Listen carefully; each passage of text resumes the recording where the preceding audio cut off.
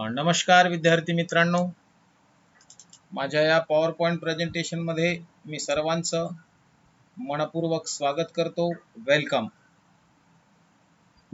आपण देत असलेल्या प्रतिसादामुळे मला खूप प्रेरणा किंवा प्रोत्साहन मिळते. आपल्या प्रतिसादामुळे मी आज आपल्या समोर माझा हा 31वा पॉवर पॉइंट प्रेझेंटेशन वर तयार केलेला व्हिडिओ सादर करीत आहे. आपला असाच प्रतिसाद मिळत राहो एवढी अपेक्षा करतो. मी GS सिंगोले, अभिनव विद्याविहार हायस्कूल पूर्णा. आज आपण वर्ग 10वी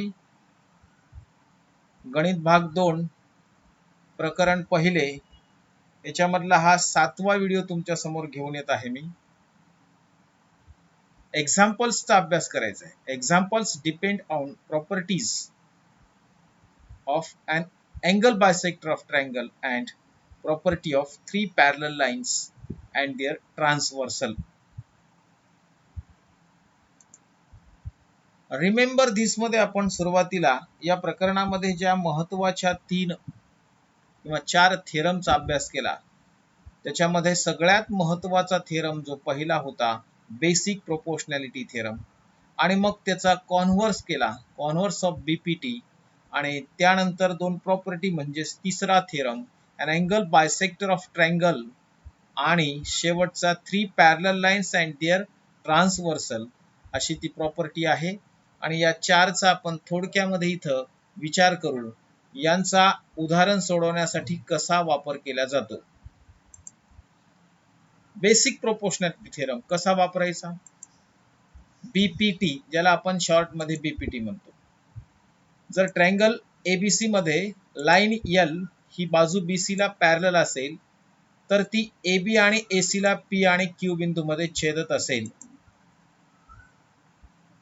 if in triangle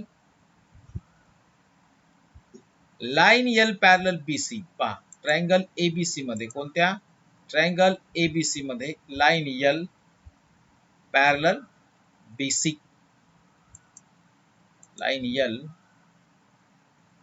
he parallel आहे या BC ला.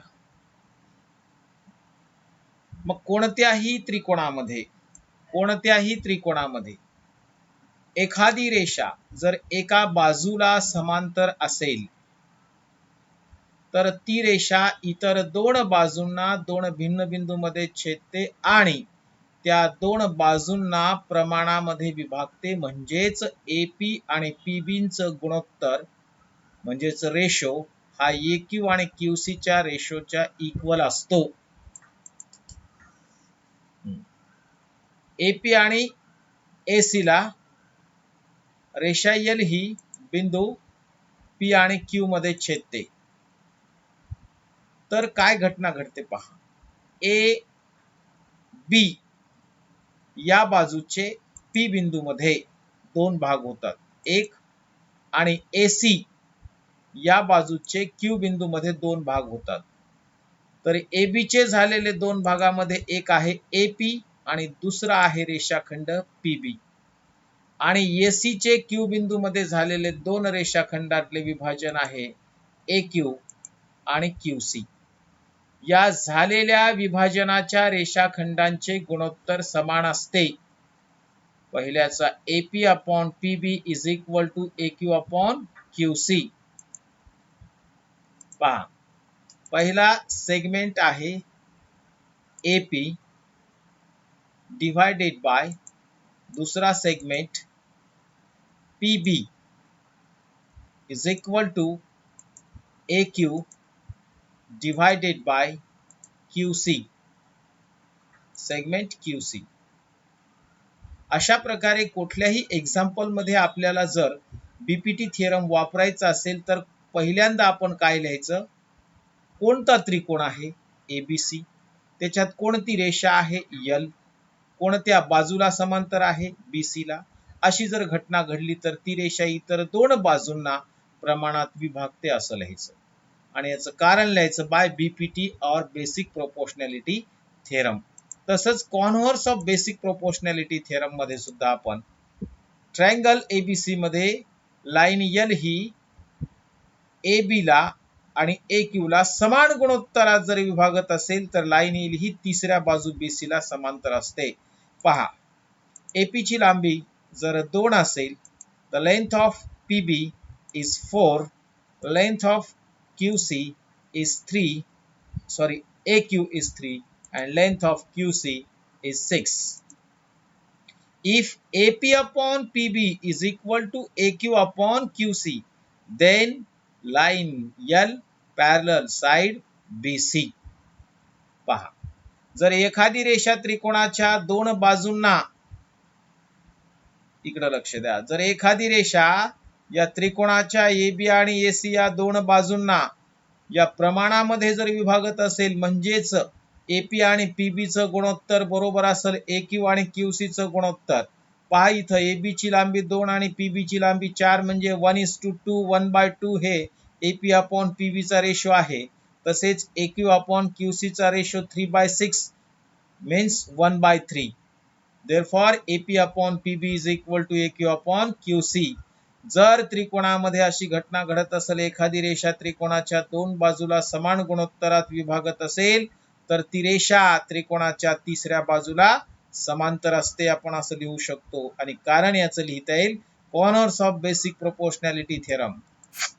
त्यानंतर प्रॉपर्टी नंबर 1 मध्ये आपण पाहिलं होतं property of an angle bisector of a triangle. त्रिकोणाच्या कोणाच्या दुभाजकाचा गुणधर्म. पहा, त्रिकोण जर असेल ABC, C बिंदू मधून जर म्हणजे कोन C मधून, या कोन C मधून बायसेक्टर काढला, तो बिंदू E मध्ये छेदतो. आणि तो बायसेक्टर आहे हे दाखवण्यासाठी कोन C च्या या दोन्ही कोणामध्ये सारखेपणा दाखवलेला आहे. म्हणजे ACE आणि BCE यांची माप समान दाखवली, म्हणूनच हा CE हा अँगल ACB चा बायसेक्टर आहे. आणि जर त्रिकोणामध्ये अशी घटना घडत असेल, त्रिकोणाच्या कोणाचा दुभाजक जर समोरील बाजूला छेदला, तर छेदल्यानंतर समोरील बाजूचे जे दोन तुकडे होतात किंवा रेषाखंडाचे विभाजन होते AB या बाजूचे, AE आणि EC यांचा रेशो ती कोन समाविष्ट करणाऱ्या बाजूच्या प्रमाणात असतो. म्हणजे AC अपॉन CB.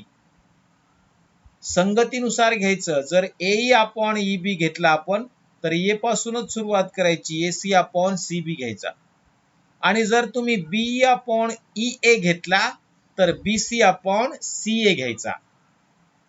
करस्पॉन्डिंग फार महत्वाची आहे, संगती फार महत्वाची आहे. जर एखाद्या वेळेस AE अपॉन EB घेतला आणि BC अपॉन CA घेतला, तर आपला रेशो 100% चुकला. म्हणून रेशो घेताना काय करायचं, समोरील बाजूचे जे दोन तुकडे झाले ते अगोदर घ्यायचे. कुठून घ्यायले तुम्ही, AE अपॉन EB, मग त्याला संगतीनुसार AC अपॉन CB घ्यायचा. पहा, if in triangle ABC, C is a bisector of angle ACB. CE is a bisector of angle ACB. Bisector CE मुळे AB चे विभाजन झाले बिंदू E मध्ये. एक सेगमेंट AE झाला, दुसरा EB. आणि कोन समाविष्ट करणाऱ्या बाजूमध्ये एक आहे AC आणि दुसरी आहे CB. मग यांचे रेशो समान असतात. AE upon EB equal to AC upon CB. पहा, पहिला segment AE divided by EB is equal to corresponding ratio मध्ये AC upon AC is divided by CB.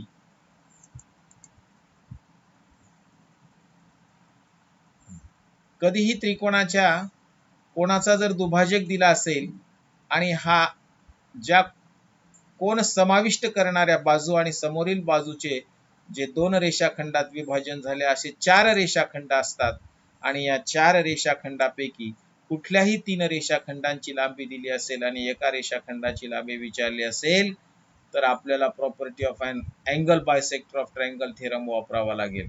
हा वापरताना काय करायचं, पहिल्यांदा कोणता त्रिकोण आहे ABC, त्याच्यात कोणता रेषाखंड किंवा रे बायसेक्टर आहे CE आणि कोणत्या अँगलचा आहे अँगल C चा, एवढी माहिती लिहायची. आणि डायरेक्ट रेशो लिहायचा A upon E B equal to A C upon C B आणि पुढे कारण लिहायचं property of an angle bisector of triangle. शेवटची प्रॉपर्टी याच्यावरली property of three parallel lines and their transversal. Line L, line M and line N are three parallel lines. Their first transversal T1 and second transversal is T2. T1 he transversal LMN ला अनुक्रमे point A, B आणि C या बिंदूमध्ये छेदते आणि T2 ही transversal line LMN ला P, Q आणि R या बिंदूमध्ये छेदते. आता या चार रेषाखंडाचा पहा A B, B C, P Q आणि क्यू आर हा तसाच संबंध आहे पहिल्या तीन थेरम मध्ये आपण पाहिला तसा.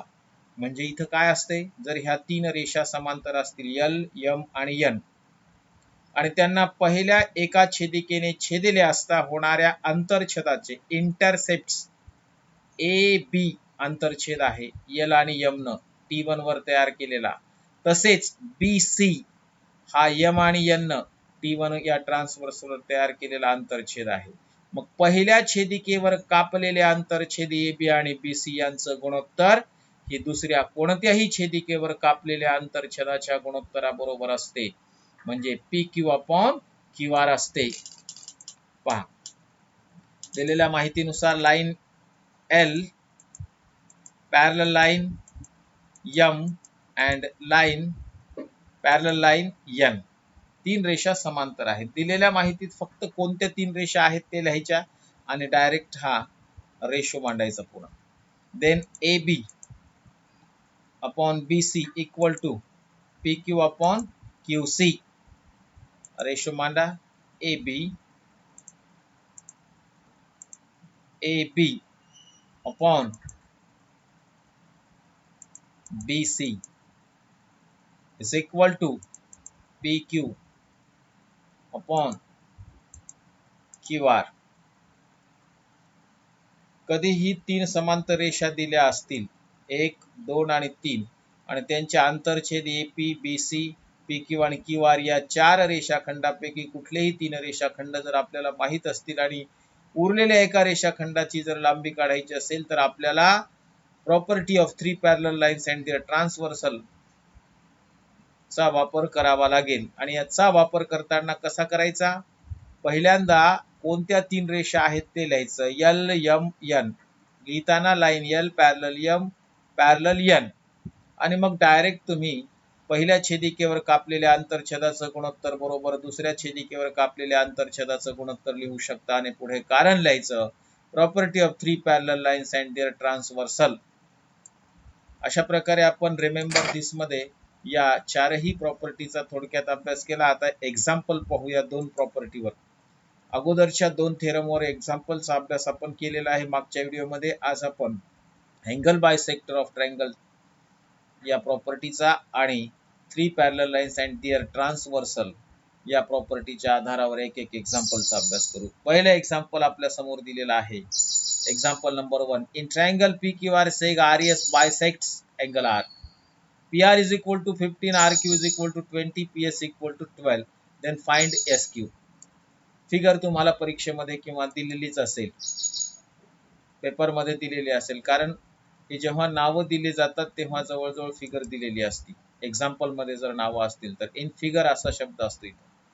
आता इथं फिगर मध्ये पी क्यू आर एक ट्रायंगल आहे, आर मधून गेलेला एक बायसेक्टर काढला आणि तो एस बिंदू मध्ये छेदतो. R S is a bisector of an angle L R sorry in triangle P Q R. आणि बाजूमध्ये पी आर ची ही पी आर बाजू दिली 15, परत आर क्यू ही बाजू दिली 20 आणि पी एस ही बाजू दिली 12 आणि एस क्यू ही बाजू काढली. आत्ताच आपण अँगल बायसेक्टर ऑफ ट्रायंगल थेरमचा वापर करताना मी तुम्हाला सांगितलं की त्रिकोणामध्ये जर एका कोणाचा दुभाजक समोरील बाजूला छेदत असेल आणि त्याच्यामुळे समोरील बाजूचे दोन तुकडे जर झाले असतील तर उरलेल्या ज्या दोन बाजू आहेत त्या कोण समाविष्ट करणाऱ्या बाजू असतात. असे एकूण 4 रेषाखंड आपल्याला मिळतात आणि त्यापैकी कुठल्याही 3 रेषाखंडांची लांबी समान असेल तर दिलेली असेल तर विचारलेल्या रेषाखंडाची लांबी काढण्यासाठी आपल्याला property of an angle bisector theorem वापरावा लागतो. मग इथं आपण तो थेरम वापरू. सोल्युशन मध्ये in triangle P Q R seg R S bisect angle R. कोणता त्रिकोण आहे त्याच्यात कोणता रे किंवा सेगमेंट हा कोणत्या कोणाचा बायसेक्टर आहे एवढंच लिहायचं सुरुवातीला. काय लिहिलं मग आपण? In triangle P Q R seg R S bisect angle R. Triangle P Q R मध्ये bisector R S of angle R. मग खाली आपण रेशो लिहायचा डायरेक्ट. रेशो मध्ये काय लिहायचं? कोन दुभाजका त्रिकोणाच्या कोणाच्या दुभाजकाचा गुणधर्म काय सांगतो? तो कोन दुभाजक समोरील बाजूचे ज्या दोन रेषाखंडात विभाजन करतो त्यांचे गुणोत्तर हे बरोबर असते तो कोन समाविष्ट करणाऱ्या बाजूच्या गुणोत्तरांच्या. म्हणजे PS upon SQ is equal to PR upon RQ. पहिला रेषाखंड PS upon SQ is equal to कोन समाविष्ट करणाऱ्या बाजूंचं गुणोत्तर. कोन R कोन समाविष्ट केला? PR आणि RQ न. मग PR डिवायडेड बाय RQ. आता याचं कारण पुढे कंसात लिहायचं. आपण लिहिताना काय लिहिलं? त्रिकोण PQR मध्ये RS हा अँगल R चा बायसेक्टर आहे म्हणून PS upon SQ equal to PR upon RQ. समोरील बाजूला कोन समाविष्ट करणाऱ्या बाजूच्या गुणोत्तरामध्ये विभागतो. कारण आहे property of an angle bisector of triangle. मग प्रॉपर्टीचं इथं कारण हे रेशो लिहिण्याचं कारण लिहिलं. आता PS ची लांबी किती आहे तिथं ठेवा. PS ची लांबी आहे 12. त्यानंतर SQ ची लांबी दिली नाही म्हणून SQ ॲज इट इज घेऊ आपण इथं. PR ची लांबी दिली 15 डिवायडेड बाय QR ची लांबी दिली 20. आता याचं क्रॉस मल्टिप्लिकेशन मध्ये 15 into SQ equal to 12 into 20. खालच्या स्टेप मध्ये therefore SQ is equal to 12 into 20 divided by 15. 15 इकडे गेल्यानं डिवाइड होतात. आता याला सिम्पलेस्ट फॉर्म देऊ आपण. याला 12 आणि 15 ला 3 न भाग जाते. 3 चौक 12 आणि इथं 3 पाची 15. आता 5 न 20 ला भाग द्या. 5 एक 5 आणि 5 चौक 20. आता SQ equal to 4 into 4. Therefore SQ is equal to 4 into 4. And last answer value of SQ is 4 into 4 is 16. SQ is equal to 16. Example number 2.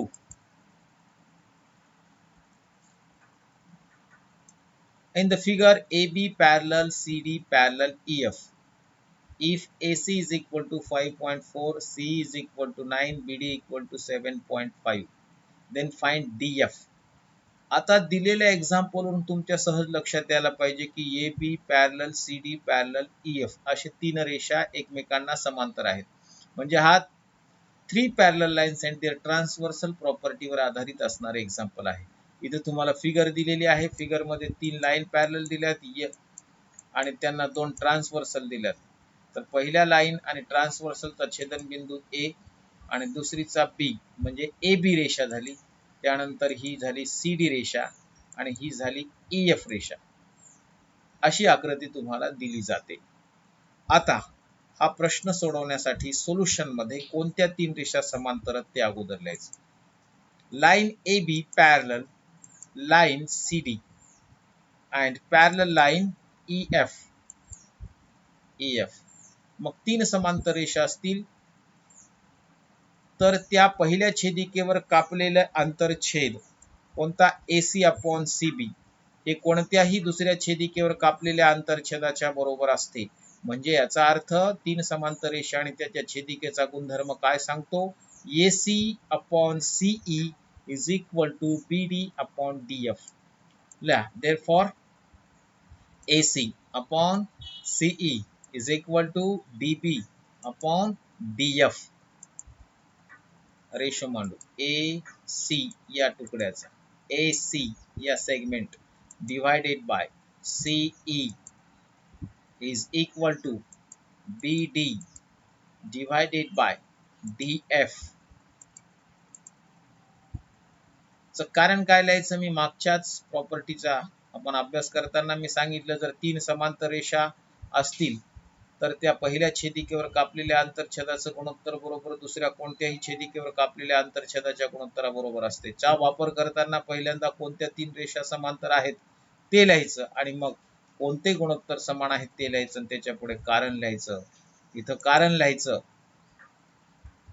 काय कारण लिहायचं याचं, property of 3 parallel lines and their transversal.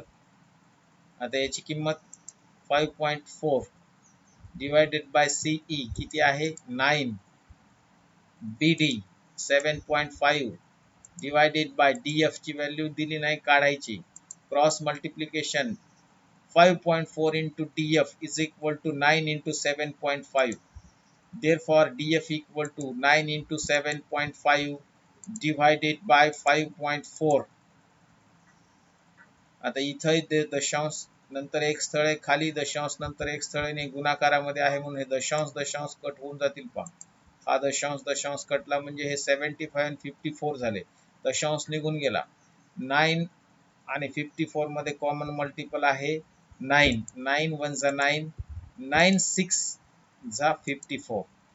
मग 6 न पुन्हा 7.5 ला भाग देऊ. 6 1 जा 6 and 6 1 जा 6, remaining 1 is 15, 6 2 जा 12 and remaining is 3 30, 6 5 जा 30 म्हणजे 1.25 येईल. 1.25 1.25. Therefore DF is equal to 1.25.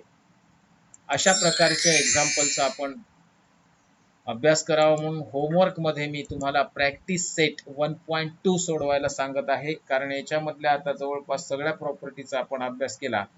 या प्रॅक्टिस सेट 1.2 मध्ये BPT, converse of BPT, property of an angle bisector theorem and property of an 3 parallel lines and their transversal यावर आधारित असणारे उदाहरण आहेत. आपण ते सोडवावेत, प्रॅक्टिस करावी. आपण हा माझा व्हिडिओ मन लावून ऐकला त्याबद्दल मी सर्वांचे मनपूर्वक आभार मानतो. थँक्स. करोना महामारीचे संकट अजून तरी संपलेले नाही आणि म्हणून शाळा सुरू होण्याच्या तारखा पुढे पुढे ढकलल्या जात आहेत आणि शासनाच्या ऑनलाईन शिक्षणाचे प्रयत्न सुरू आहेत. आपण आपल्या घरी सुरक्षित राहून व्हॉट्सअपवर आणि दीक्षा ॲपवर आणि तसेच माझ्यासारख्या यूट्यूब चॅनलला सबस्क्राईब करून कमीत कमी दररोज प्रत्येक विषयाचा 1 तास तरी अभ्यास करावा ही माझी तुम्हाला कळकळीची विनंती आहे. आपण जर अभ्यास नाही केला तर आपण अभ्यासापासून फार दूर जाणार आणि पुन्हा अभ्यास करण्याचा आपल्याला खूप कंटाळा येईल. म्हणून आता थोडा थोडा तरी तुम्ही अभ्यास करत राहा. अभ्यासासोबत आणि पुस्तकासोबत आपली मैत्री असू द्या. आपण हा व्हिडिओ ऐकला त्याबद्दल मी सर्वांचे मनपूर्वक आभार मानतो पुनश्च एकदा. आणि आपण देत असलेल्या प्रतिसादामुळे मला प्रोत्साहन येते, प्रेरणा मिळते. असाच प्रतिसाद आपला मिळत राहो. आपण घरी सुरक्षित रहा, सेफ रहा. Stay home, stay safe. धन्यवाद. See you again. पुन्हा भेटू.